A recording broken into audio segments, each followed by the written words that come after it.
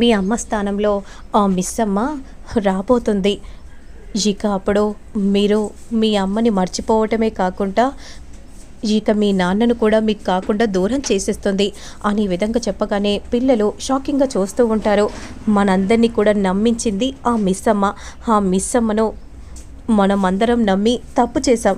అసలు ఆ అమర్ ఆ రోజే ఇంట్లోకి రానివ్వకుండా ఉండి ఉంటే ఇప్పుడు మీకు ఈ పరిస్థితి వచ్చేదా? ఇప్పుడు మీ నాన్న దూరం అయిపోతాడు. ఇక ఆ మిస్ అమ్మకు కొడుకో కూతురో పుట్టిందంటే అప్పుడు మిమ్మల్ని ఎలా చూస్తుందో మీకు తెలుసా? ఏకంగా మిమ్మల్ని అనాథ శరణాలయంలోకి పంపించేసేస్తుంది. ఈ ఇంటి కోడలిగా తన పెత్తనం సాగిస్తుంది. ఇక మిమ్మల్ని ఆ మిస్ అమ్మ చూసుకోదు.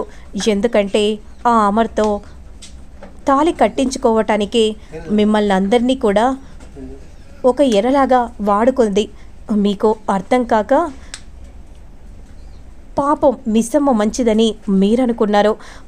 అవునా ఆంటీ? అవునమ్మా. ఇప్పుడు నన్ను ఎలా మోసం చేసిందో చూశారు కదా.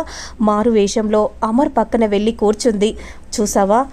అంటే ఇదంతా తనకి ముందే తెలుసు. కానీ మీరు మాత్రం ఎప్పటికీ ఆ మిస్ అమ్మను అమ్మ స్థానంలో మాత్రం అంగీకరించకూడదు. లేదు, మా నాన్నను పెళ్లి చేసుకున్నంత మాత్రాన మేము తనని ఎప్పటికీ కూడా అమ్మగా స్వీకరించాం. ఎంతైనా మా అమ్మ అమ్మే. అమ్మ స్థానంలో వచ్చిన వారెవ్వరిని కూడా మేము అమ్మగా ఊహించుకోము అనే విధంగా అంజలి చెప్పేసి కోపంగా అక్కడి నుండి వెళ్ళిపోతూ ఉంటుంది. అప్పుడు మనోహరి మనసులో ఇలా అనుకుంటూ ఉంటుంది, ఆ మిస్ అమ్మ గురించి మీకు ఎప్పటికీ ఇలాగే చెప్తూ ఉంటే ఆ మిస్ అమ్మని ఏదో ఒక రోజు ఈ ఇంటి నుండి మీరే పంపించేసేస్తారు. అప్పుడు అమర్ నా సొంతమవుతాడు అనే విధంగా మనసులో అనుకుంటూ కోపంగా అక్కడి నుండి వెళ్ళిపోతూ ఉంటుంది. ఇక పిల్లలు మాత్రం బాగిని కోపంగా చూస్తూ ఉంటారు. అప్పుడు పిల్లల్ని చూసిన బాగి ఏమైంది? పిల్లలు కూడా కోపంగా విరుచుకుపడుతున్నట్టు చూస్తున్నట్టు అనిపిస్తుంది. అంటే నేను అమర్ గారిని పెళ్లి చేసుకోవటం పిల్లలకి ఇష్టం లేదా? ఎందుకంటే ఆ మనోహరి మీకు అమ్మ స్థానంలో వస్తే మిమ్మల్ని ఇంట్లో ఉండనివ్వదమ్మా. అందుకే నేను ఇలా చేశాను, నన్ను క్షమించండి, మీకు అమ్మగా నేను వచ్చాను అని బాగి మనసులో అనుకుంటూ పిల్లలను ప్రేమగా చూస్తూ ఉంటుంది. నెమ్మదిగా నడుచుకుంటూ అమర్ పక్కన వచ్చి కాస్త దూరంగా నిలబడి అలానే కంగారు పడిపోతూ అమర్ని చూస్తూ ఉంటే, ఏంటే ఇంత దూరంగా నిల్చున్నావు? మీ ఆయనకి దగ్గరగా వెళ్ళి నిలబడే, ఇలా ఉంటే ఇలాగే అని విధంగా అంటూ ఉంటే, అమ్మో నా వల్ల కాదు. అంతలో అమర్ తల్లి వచ్చి, ఏంటమ్మా నువ్వు అక్కడే ఉన్నావేంటి? అమర్ దగ్గరికి రామ్మా, మీ ఇద్దరికి నేను హారతి ఇవ్వాలి, అలాగే హారతి ఇచ్చాక ఇంట్లో కొడికాలు పెట్టాలి అని విధంగా చెప్పగానే వెంటనే కంగారు పడిపోతూ భయపడిపోతూ బాగి అమర్ దగ్గరకు జరుగుతూ ఉంటుంది. అమర్ అలా కోపంగా చూస్తూ ఉంటాడు. ఏం మాట్లాడకుండా మౌనంగా ఉండిపోతాడు. ఇక పిల్లలు మాత్రం అలానే మిస్ అమ్మను కోపంగా చూస్తూ ఉంటే, పిల్లలు కూడా నన్ను కోపంగా చూస్తున్నారు అంటే ఈ పెళ్ళి పిల్లలకు కూడా నచ్చలేదా అని మనసులో అనుకుంటూ కంగారుగా అలానే చూస్తూ ఉంటే, అదే సమయానికి హారతి తీసుకొని అమర్ తల్లి వస్తుంది. అలా ఇద్దరికి హారతి ఇస్తూ ఉంటే, అలా తలదించుకొని ఉన్నావేంటమ్మా, ఇలా చూడు అని విధంగా అంటూ వెంటనే బొట్టు పెట్టగానే కుడికాలు పెట్టి ఇంట్లోకి రండి అని విధంగా అనగానే వెంటనే అమర్ బాగి ఇద్దరు కూడా ఇంట్లో కుడికాలు పెడతారు.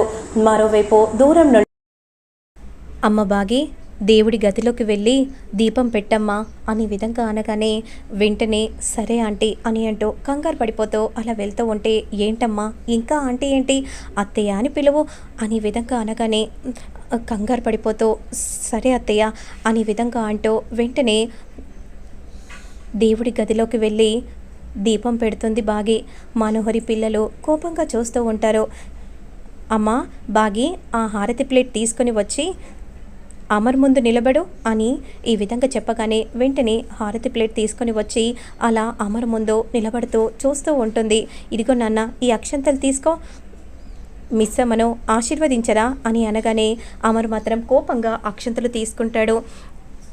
ఏంటమ్మా ఇంకా నిలబడి చూస్తున్నావేంటి, ఆ హారతి ప్లేట్ ఇలా ఇవ్వు, నువ్వు ఆశీర్వాదం తీసుకో అనే విధంగా అనగానే వెంటనే అమర్ కాళ్ళకు అలా మొక్కబోతూ ఉంటే, లేదు ఆయన నన్ను ఆశీర్వదించరు, ఆయన కోపంగా ఉన్నారు కదా అని మనసులో మిస్సమ్మ అనుకుంటూ ఉంటే, అంతలో బాగి వెంటనే అమర్ కాళ్ళను ముట్టుకోగానే అమర్లో ఏదో తెలియని స్పర్శ మొదలవుతుంది. అకస్మాత్తుగా ఆకాశంలో ఉరుములు మెరుపులు ఏర్పడతాయి. సడన్గా ఆ అక్షంతలను మిస్సమ్మపై వదలగానే అప్పుడు మిస్సమ్మ తనపై పడిన అక్షంతలను చూసుకొని చాలా సంబరపడిపోతూ ఉంటుంది. అలానే షాకింగ్గా అమర్ని చూస్తూ ఉంటుంది. అసలు ఆయన ఆయన నన్ను ఆశీర్వదించడం ఏంటి అనే విధంగా అనుకుంటూ అలానే అమర్ని చూస్తూ ఉంటుంది. సరేనన్నా, అమ్మ మిస్సమ్మ వెళ్ళి ఫ్రెష్ అప్ అయ్యండి, నేను డిన్నర్కి కావాల్సిన ఏర్పాట్లన్నీ చేస్తాను అనే విధంగా అనగానే వెంటనే అలా అమర్ కోపంగా వెళ్తూ ఉంటే, ఎరా నాన్న, ఇంకా ముడి ఇప్పలేదు కాబట్టి నీ భార్యని నీతో పాటు తీసుకెళ్లరా అని అనగానే కోపంగా అమర్ వెళ్ళిపోతూ ఉంటాడు. ఇక వెంటనే మిస్సమ్మ కూడా వెనకాలే వెళ్తుంది. ఇద్దరు కూడా అలా ఫ్రెష్ అప్ అవుతూ ఉంటారు. అప్పుడు వెంటనే అమర్ కోపంగా ఈ విధంగా అంటూ ఉంటాడు, నిన్ను మాత్రం ఎప్పటికీ నేను నా భార్యగా అంగీకరించను. ఎందుకంటే నన్ను, నా పిల్లల్ని, మనోహర్ని మోసం చేసి నీ మెడలో తాళి కట్టించుకోగలిగావేమో కానీ నా మనసులో ఉన్న స్థానాన్ని మాత్రం నువ్వు ఎప్పటికీ తిరిగి పొందలేవు మిస్సమ్మ, అది ఒక్కటి గుర్తుపెట్టుకో అనే విధంగా అంటూ ఇక వెంటనే అమర్ అక్కడి నుండి వెళ్ళిపోతూ ఉంటారు. ఇక అంతలో, ఎరా నాన్న, త్వరగా రండ్రా, అమ్మ మిస్సమ్మ త్వరగా రా అమ్మ, వస్తున్నాను అత్తయ్య అని అంటూ వెంటనే డైనింగ్ టేబుల్ దగ్గరికి మిస్సమ్మ నడుచుకుంటూ వస్తూ ఉంటే పిల్లలు మాత్రం కోపంగా చూస్తూ ఉంటారు. ఏం చూస్తున్నావమ్మా, అందరికీ వడ్డించు అనే విధంగా చెప్పగానే సరే అత్తయ్య అని అంటూ అలా అందరికీ కూడా భోజనాన్ని వడ్డిస్తూ ఉంటే పిల్లలు మాత్రం భోజనం చేయకుండా కోపంగా అక్కడి నుండి వెళ్ళిపోతూ ఉంటారు. అప్పుడు వెంటనే, అమ్మ మిస్సమ్మ, నువ్వు మనసులో ఏం పెట్టుకోకమ్మా, పిల్లలు కదా కాస్త మొండికేస్తారు, ఆ తర్వాత నీ మనసును అర్థం చేసుకుంటారులే అనే విధంగా చెప్తూ ఉండగా అదే సమయానికి అమర్ తండ్రి ఈ విధంగా అంటూ ఉంటారు, పెళ్ళి మాత్రం జరిగిపోయింది, ఇప్పుడు వాళ్ళిద్దరికీ జరగబోయే కార్యాన్ని మనం జరిపించాలి కదా. అవునండి, నేను పంతులు గారిని పిలిపిస్తాను, వీళ్ళ మొదటి రాత్రి ఎప్పుడో ఏ రోజు బాగుంటుందో ఆ రోజు ఆ ముహూర్తానికి ఆ గడియలోనే మనం ఖాయం చేద్దాం అనే విధంగా మాట్లాడుకుంటూ వెంటనే పంతులు గారిని పిలిపిస్తారు. అప్పుడు పంతులు గారితో ఈ విధంగా మాట్లాడుతూ ఉంటారు, నా కొడుకు కోడలి జాతకం మీరొకసారి చూడండి అనే విధంగా ఇవ్వగానే ఇద్దరి జాతకాలు చూస్తారు. బ్రహ్మాండంగా ఉంది, ఆ దేవుడే వీళ్ళిద్దరినీ ఈ విధంగా కలిపారు. మరి ముహూర్తం ఎప్పుడు పెట్టించమంటారు?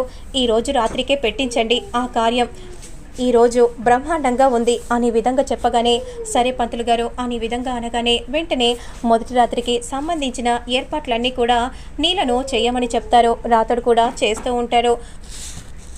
ఇక బాగి కంగారు పడిపోతూ ఉంటుంది. మనోహరి, ఏంటంటే బాగిని ఎంతో అందంగా రెడీ చేయమ్మా, ఇదిగో అమ్మా ఈ చీర తీసుకో అని ఈ విధంగా అంటూ చీరనివ్వగానే, ఇప్పుడు ఎందుకత్తయ్య, మా పద్ధతి ప్రకారం మేము చేయాలి కదమ్మా అని విధంగా అనగానే వెంటనే మనోహరి కోపంగా బాగిని తీసుకెళ్ళి రెడీ చేపిస్తూ ఉంటుంది. నిన్ను ఈ విధంగా రెడీ చేయడం నాకు కాస్త మంటగా ఉన్నా కానీ ఆంటీ చెప్పిందని రెడీ చేస్తున్నాను. ఏంటి, నా అమర్తో కలిసి మొదటి రాత్రి జరుపుకుంటావా? నేనుండగా అలా జరగనిస్తానా?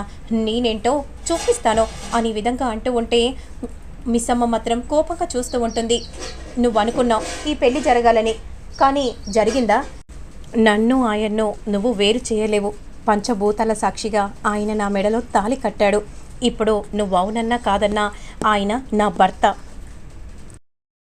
ఆయన ఏదో ఒకరోజు నా మంచితనాన్ని అర్థం చేసుకుంటారు.